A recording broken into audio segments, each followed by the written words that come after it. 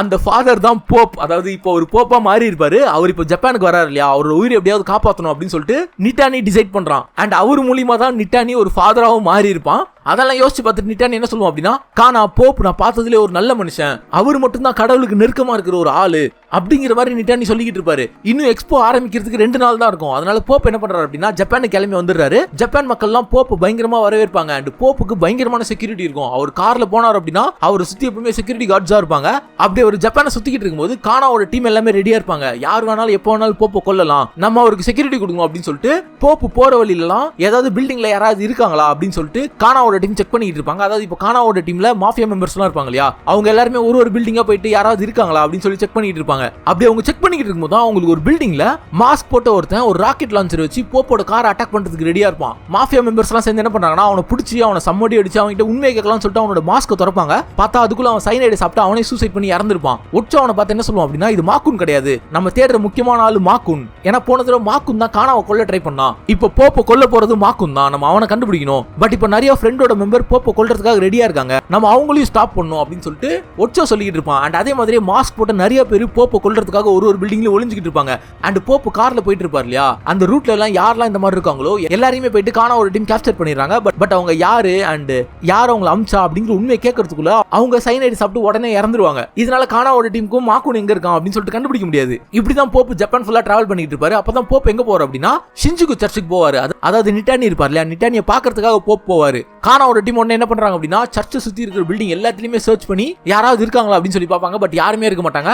And pope போயிட்டு நிட்டானி கிட்ட பேசும்போது நிட்டானி என்ன சொல்லுவார் அப்படின்னா, நீங்க ஜப்பான் விட்டு சீக்கிரமா கிளம்பி ஆகணும், உங்களை கொல்றதுக்கு இங்க நிறைய பேர் வெயிட் பண்ணிட்டு இருக்காங்க அப்படிங்கிற மாதிரி நிட்டானி சொல்லுவாரு. அதுக்கு போப் என்ன சொல்லுவார் அப்படின்னா, கவலைப்படாத, கடவுள் பார்த்துப்பாரு, உனக்கு 2001 நடந்த ஞாபகம் இருக்கு இல்லையா, நான் இங்க ஃப்ரெண்டுக்கு இறுதி மரியாதை செலுத்துறதுக்காக வந்திருக்கேன், இன்னும் 2 நாள்ல அது முடிஞ்ச உடனே நான் கிளம்பிடுவேன் அப்படிங்கிற மாதிரி போப் சொல்லுவாரு. அண்ட் கொஞ்ச நேரம் போப் நிட்டானி கிட்ட பேசிட்டு அவர் அந்த சர்ச்சை விட்டு கிளம்பிடுறாரு. அப்பதான் கானா டீம் கொஞ்சம் ரிலாக்ஸ் ஆவாங்க. ஃப்ரெண்டோட மெம்பர்ஸ் போப்பை இன்னைக்கு கொல்லல, ஆனா இன்னும் 2 நாள் போப்பு ஜப்பான்ல தான் இருக்க போறாரு, அதுக்குள்ள போப்பை அவங்க கொன்னுடுவாங்க, நம்ம அவரோட செக்யூரிட்டியை பலப்படுத்தணும் அப்படின்னு சொல்லிட்டு போப்பு தங்கி இருக்கிற இடத்தை சுத்தி இந்த மாஃபியா மெம்பர்ஸ்லாம் நல்லாவே அவருக்கு பாதுகாப்பு கொடுப்பாங்க. அண்ட் இன்னும் 2 நாள்ல இந்த எக்ஸ்போ ஆரம்பிச்சிடும். இதே நேரத்துல ஃப்ரெண்டோட ஹெட் குவார்டர்ஸ்ல என்ன ஆயிட்டு இருக்கும் அப்படின்னா, மேஞ்சம் இருப்பான் இல்லையா, அவன் டகாசுகி கிட்ட பேசிக்கிட்டு இருப்பான், நம்ம எப்படியாவது மாக்குனை தடுத்து நிறுத்தணும், நம்மளோட பிளான் எல்லாமே மாறிடுச்சு, அவனுக்கு அதை இன்ஃபார்ம் பண்ணீங்களா இல்லையா, நம்மளுக்கு ஃப்ரெண்டு கிட்ட இருந்து எந்த ஒரு செய்தியுமே வரல, மாக்குனை தடுத்து நிறுத்தணும் அப்படிங்கிற மாதிரி மேஞ்சம் சொல்லிக்கிட்டு இருப்பான். அப்பதான் டகாசுகி என்ன சொல்லுவா அப்படின்னா, அவன் புக் ஆஃப் ப்ராஃபஸி படி செயல்பட்டுக்கிட்டு இருக்கான், நம்ம சொல்றதெல்லாம் அவன் கேட்க மாட்டான் அப்படிங்கிற மாதிரி டகாசுகி சொல்லுவா. அப்பதான் திடீர்னு ஒருத்தன் வந்து மேஞ்சம் கிட்ட என்ன சொல்லுவான் அப்படின்னா, நீங்க சொன்ன மாதிரி நான் எல்லாத்தையுமே ரெடி பண்ணிட்டேன்,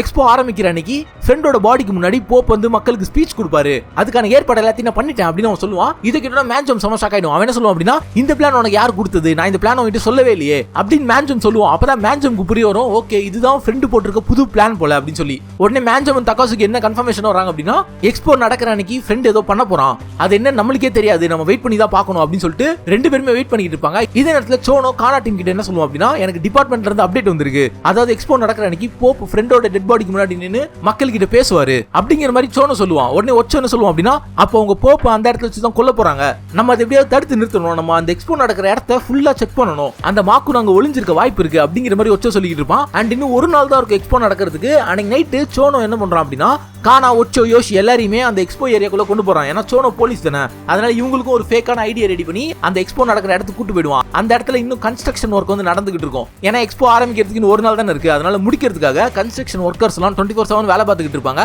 சோ சோனோட டீம், அதாவது சோனோ, ஒச்சோ, யோஷி அண்ட் கானா எல்லாரும் போயிட்டு அந்த இடத்துல ஏதாவது வெப்பன் இருக்கா அண்ட் எங்க இருந்து அட்டாக் பண்ணா போப்பை ஈஸியா அட்டாக் பண்ணலாம் அப்படிங்கிற மாதிரி எல்லா இடத்தையுமே பார்த்துக்கிட்டு இருப்பாங்க.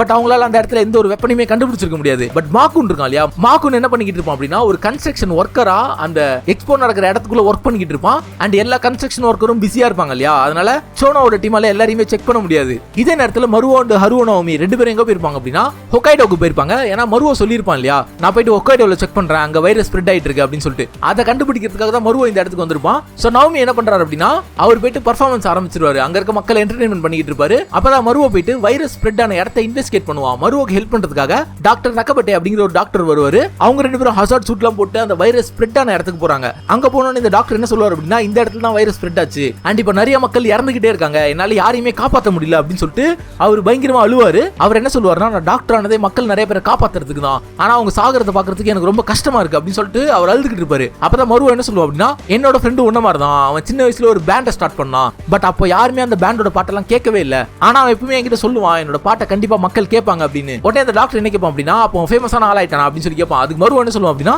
இல்ல அவனோட பேண்டை கழிச்சிட்டு அவன் போயிட்டு பிளாட்ஃபார்ம்ல உட்காந்து பாட ஆரம்பிச்சான். பட் அவன் சந்தோஷமா பாடினான் அப்படிங்கிற மாதிரி மருவா சொல்லுவான். அதை கேட்டோன்னு அந்த டாக்டர் என்ன சொல்லுவான் அப்படின்னா, அப்போ நானும் அதே மாதிரி தான் இருக்கணும், என்னால முடிஞ்ச அளவுக்கு மக்களை நான் காப்பாத்திக்கிட்டே இருப்பேன் அப்படின்னு சொல்லிட்டு இருப்பான். அப்பதான் மருவா என்ன கேட்பான் அப்படின்னா, இந்த வைரஸ் எப்படி ஸ்ப்ரெட் ஆச்சு அப்படின்னு சொல்லி கேட்பான். அதுக்கு அந்த டாக்டர் என்ன சொல்லுவான் அப்படின்னா, சில மக்கள் எல்லாம் சொல்லிக்கிட்டு இருக்காங்க, யாரோ ஒரு சேல்ஸ்மேன் கேஸ் மாஸ்க் போட்டு வந்தானா அண்ட் அவங்க கிட்ட இருக்க சூட்கேஸ் திறந்து அதுல இருந்து வைரஸ் ஸ்ப்ரெட் பண்ணதா நிறைய மக்கள் சொல்லிக்கிட்டு இருக்காங்க.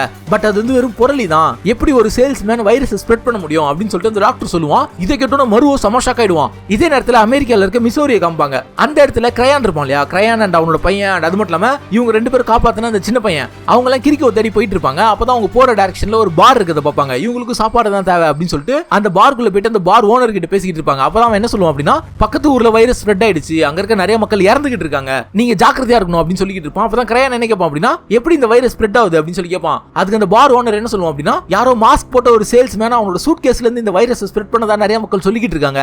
இந்த மாதிரி ஒரு புரளி எப்படி பரவிச்சுனே தெரியல. அது மட்டும் இல்லாம அவன் வைரஸ் ஸ்ப்ரெட் பண்ணிட்டு அவன் நார்த் டைரக்ஷன் நோக்கி நடந்து போயிடுவானா, இப்படிதான் வைரஸ் ஸ்ப்ரெட் ஆச்சு அப்படின்னு சொல்லிட்டு நிறைய மக்கள் சொல்லிக்கிட்டு இருக்காங்க. இதை கேட்கறதுக்கு ஏதோ குழந்தைங்க சொல்ற கதை மாதிரி இருக்கு அப்படின்னு சொல்லிட்டு அந்த பார் ஓனர் சொல்லுவாரு.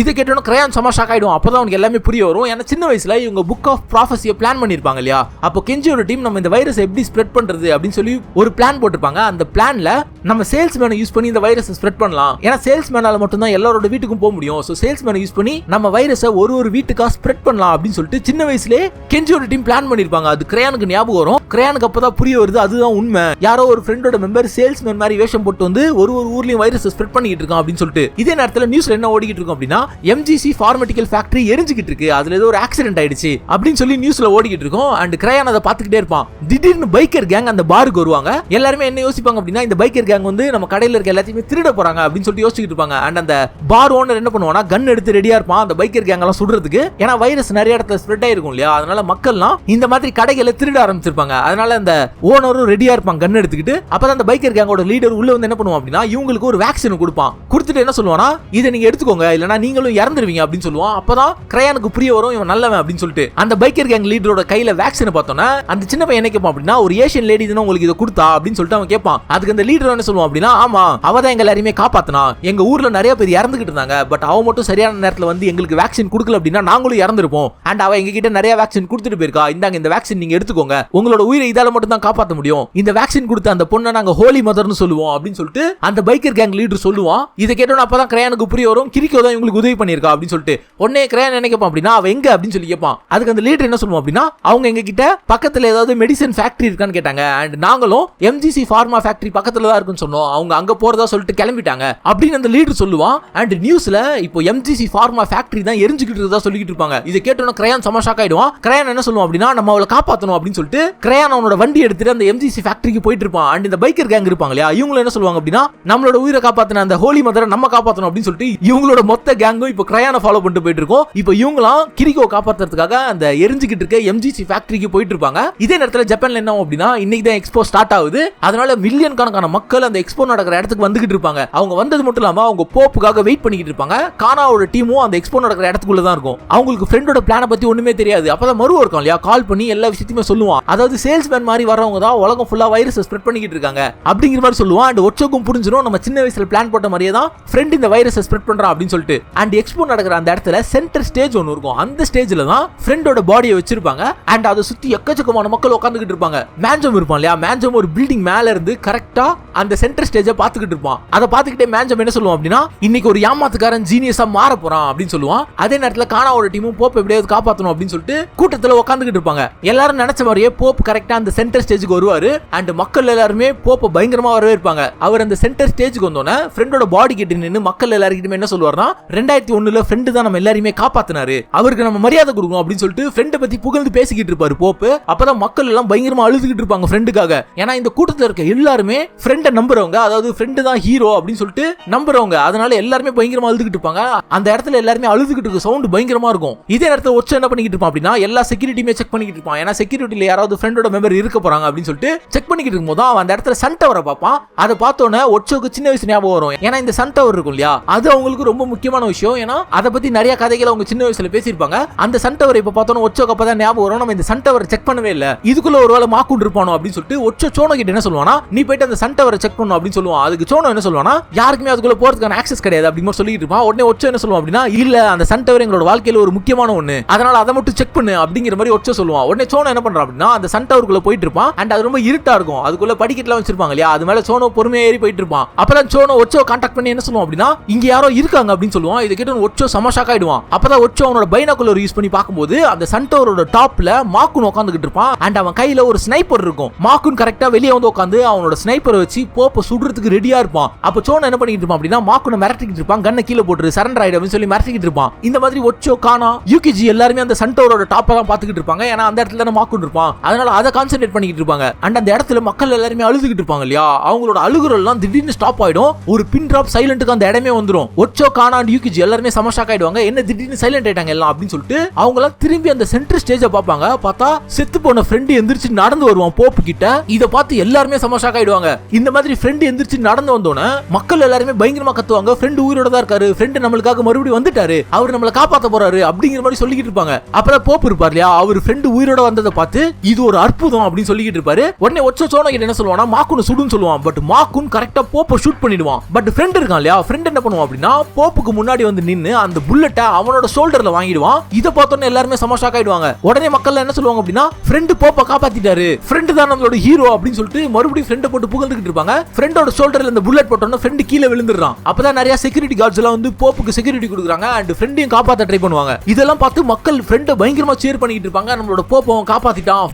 செத்து போன ஃப்ரெண்ட் மறுபடியும் உயிரோட வந்துட்டாரு, இது ஒரு அதிசயம் தான் அப்படின்னு சொல்லிட்டு எல்லாருமே சொல்ல ஆரம்பிப்பாங்க. அப்பதான் ஒச்சோக்கு ஃப்ரெண்டோட உண்மையான பிளானே புரிய வரும். ஒச்சோ என்ன சொல்லுவான் அப்படின்னா, அவனுக்கு நிரந்தரமான வாழ்வு அளிக்கப்பட்ட அந்த சமயத்தில் அவன் கடவுளாக மாறுகிறான் அப்படின்னு சொல்லிட்டு ஒச்சோ சொல்லுவான். ஏன்னா இப்ப அந்த இடத்துல இருக்க எல்லா மக்களுமே ஃப்ரெண்டை ஒரு கடவுளா பார்ப்பாங்க. ஏன்னா செத்து போய் ஒருத்தன் உயிரோட வர்றது இயற்கைக்கு அப்பாற்பட்ட விஷயம் இல்லையா, அதை பண்றது கடவுளா மட்டும் தான் இருக்க முடியும் அப்படின்னு சொல்லிட்டு ஃப்ரெண்டை எல்லாருமே கடவுளா பார்ப்பாங்க. இப்ப செக்யூரிட்டில வந்து என்ன பண்றாங்கன்னா போப்பை காப்பாத்திடுறாங்க அண்ட் ஃப்ரெண்ட் ஹாஸ்பிட்டலுக்கு கூட்டு போக ட்ரை பண்ணுவாங்க. பட் ஃப்ரெண்ட் என்ன பண்ணுவான் அப்படின்னா, நான் நல்லா தான் இருக்கேன், நீங்க போப்பை காப்பாத்துங்க அப்படின்னு சொல்லிட்டு அந்த இடத்துல அவன் முட்டி போட்டு அவனோட கையை தூக்குவான். இதை பார்த்தோன்னே எல்லா மக்களும் அவங்களோட கையை தூக்குவாங்க. தூக்கி என்ன சொல்லுவாங்க அப்படின்னா, ஃப்ரெண்டு தான் கடவுள், ஃப்ரெண்டு தான் இனி நம்மளோட கடவுள் அப்படின்னு சொல்லிட்டு எல்லாருமே கத்திக்கிட்டு இருப்பாங்க. இதே நேரத்தில் தக்காசுகி இருப்பா இல்லையா, மேன்ஜம் கிட்ட என்ன கேப்பா அப்படின்னா, இது உங்களோட பிளானா அப்படின்னு சொல்லி கேப்பா. அதுக்கு மேன்ஜம் இல்ல, இது அவனோட திட்டம் தான், அவனோட உலகம் உருவாக போகுது அப்படின்னு சொல்லுவான். இதுக்கப்புறமா என்ன ஆகுது அப்படின்னு சொல்லி கேட்டீங்கன்னா, அந்த எக்ஸ்போல இருந்து எல்லா மக்களுமே அனுப்பிடுறாங்க அண்ட் அந்த எக்ஸ்போ ஸ்டாப் ஆயிடும். கானாவோட டீம் என்ன பண்றாங்க அப்படின்னா அந்த இடத்துல எஸ்கேப் ஆகி வந்துடுறாங்க.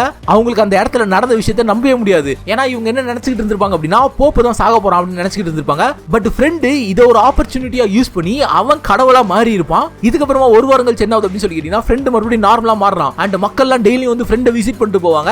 எல்லாருமே அவன ஒரு கடவுளா பாத்துக்கிட்டு இருப்பாங்க இல்லையா. இதுக்கப்புறமா ஃப்ரெண்ட் என்ன பண்றான் அப்படின்னா ஒரு மீட்டிங் ஒன்று கண்டக்ட் பண்ணுவான் அவனோட டீம் கூட. அந்த டீமுக்கு எல்லா மெம்பர்ஸுமே வந்திருப்பாங்க, அதாவது ஃப்ரெண்டோட மெம்பர்ஸ் எல்லாருமே வந்திருப்பாங்க. அந்த மீட்டிங்ல அவன் என்ன சொல்லுவான் அப்படின்னா, நம்ம டீம்ல நிறைய பேர் காணோம், எல்லாருமே பேனிஷ் பண்ணிட்டீங்கன்னு நினைக்கிறேன், நல்லதுதான், நம்மளோட திட்டம் எந்த அளவுல இருக்கு, நம்ம புக் ஆஃப் ப்ராஃபஸியோட கடைசி பேஜுக்கு வந்துட்டோமா அப்படின்னு சொல்லிட்டு ஃப்ரெண்ட் கேட்பான். எல்லாருமே என்ன சொல்லுவாங்க அப்படின்னா, நம்மளோட திட்டம் செயல்பட்டுக்கிட்டு இருக்கு, சேல்ஸ்மேன்லாம் வைரஸை ஸ்ப்ரெட் பண்ணிக்கிட்டு இருக்காங்க அப்படின்னு சொல்லுவாங்க. ஃப்ரெண்ட் அதுக்கு என்ன சொல்லுவானா, நல்லது, அப்ப எல்லாமே சீக்கிரமா முடிஞ்சிடும் அப்படின்னு சொல்லிக்கிட்டு இருப்பான். இதே நேரத்தில் உலகம் ஃபுல்லா என்ன அப்படின்னு சொல்லி கேட்டீங்கன்னா, இந்த சேல்ஸ்மேன் இருப்பாங்க இல்லையா, அவங்க ஒரு கேஸ் மாஸ்க் போட்டுக்கிட்டு ஒரு சூட்கேஸ் மூலமா இந்த வைரஸை ஸ்ப்ரெட் பண்ணிக்கிட்டு இருப்பாங்க. இப்போ உலகம் ஃபுல்லா ஃப்ரெண்டோட இந்த புது வைரஸ் ஸ்ப்ரெட் ஆயிட்டு இருக்கும். இதுக்கப்புறமா ஒரு 3 வருஷம் டைம் ஸ்கிப் வரும். அந்த டைம் யாரை காமிப்பாங்க அப்படின்னு சொல்லி கேட்டீங்கன்னா, ரோட்ல ஒருத்தன் பஜாஜ் M80 மாதிரி ஒரு பைக்கை ஓட்டிக்கிட்டு போயிட்டு இருப்பான் அண்ட் அவன்கிட்ட ஒரு கிட்டார் இருக்கும். அண்ட் அது மட்டும் இல்லாம அவன் அந்த வண்டியில போயிட்டு இருக்கும்போது அவன் ஒரு பாட்டு பாடிக்கிட்டே போவான். திடீர்னு அவன் போயிட்டு இருந்த வண்டியோட பெட்ரோல் காலி ஆயிடும். உடனே அவன் இறங்கி பைக்கை தள்ளிக்கிட்டே போவான். அண்ட் இது யார் அப்படின்னு சொல்லி கேட்டீங்கன்னா, கெஞ்சி தான். சோ கெஞ்சி மறுபடியும் வந்துட்டான். கெஞ்சி உயிரோட தான் இருக்கான். கெஞ்சியோட ஃபேஸை பார்த்தோன்னே செம ஹாப்பியா இருக்கு. சோ கெஞ்சி அடுத்து என்ன பண்ண போறான் அண்ட் இந்த 3 வருஷத்துல என்னாச்சு, அந்த இன்சிடென்ட்க்கு அப்புறமா ஃப்ரெண்ட் கடவுளா மாறிட்டான் இல்லையா, அதுக்கப்புறமா ஃப்ரெண்ட் என்னென்ன பண்ணா அண்ட் ஃப்ரெண்ட் சின்ன வயசுல இருக்கும்போது அவனுக்கு என்னாச்சு, அவனோட வாழ்க்கையில என்னென்ன விஷயங்கள்லாம் நடந்துச்சு, இதெல்லாமே நம்ம அடுத்த சாப்டர்ல பார்க்கலாம். ஏன்னா இதுக்கப்புறமா ஃப்ரெண்ட் இந்த உலகத்தையே மாத்தி இருப்பான். எந்த அளவுக்கு அப்படின்னு சொல்லி கேட்டீங்கன்னா, இந்த உலகத்தோட கம்ப்ளீட் சிஸ்டமையும் மாத்தி அவனோட கண்ட்ரோலுக்கு கொண்டு வந்திருப்பான். சோ நம்ம அடுத்த சாப்டர்ல என்ன ஆகுது அப்படின்னு சொல்லி பார்க்கலாம். வீடியோ பார்த்த அனைவருக்கும் நன்றி. தேங்க்ஸ் ஃபார் வாட்சிங். Subscribe to Chennai geeks. Piece.